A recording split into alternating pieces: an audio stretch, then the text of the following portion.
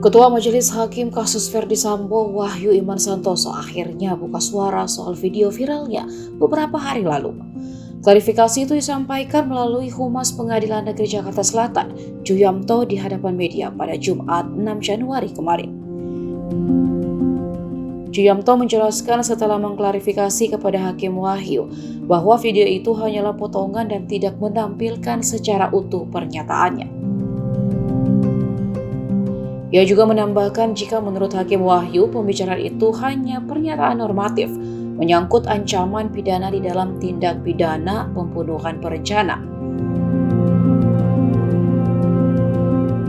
Adapun pernyataan yang dinilai membocorkan vonis yakni penjara 20 tahun hingga hukuman mati. Menurut Juyamto, jika itu memang hukuman untuk terdakwa yang didakwa dengan pasal 340 KUHP dan telah diatur secara rinci.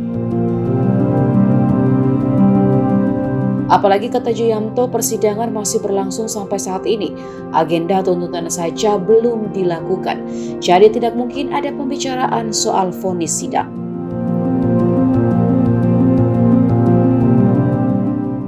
Juyamto mengatakan Hakim Wahyu sangat bersungguh-sungguh dalam menangani perkara pembunuhan berencana Brigadir Nofriansah Yosua Huta Barat.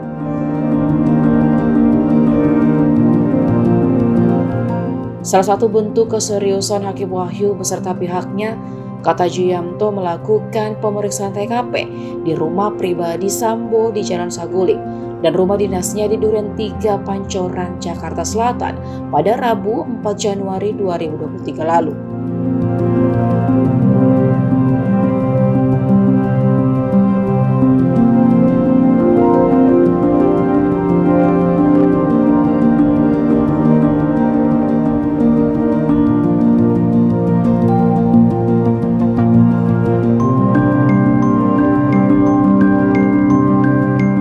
Saya sampaikan sekaligus kepada seluruh masyarakat.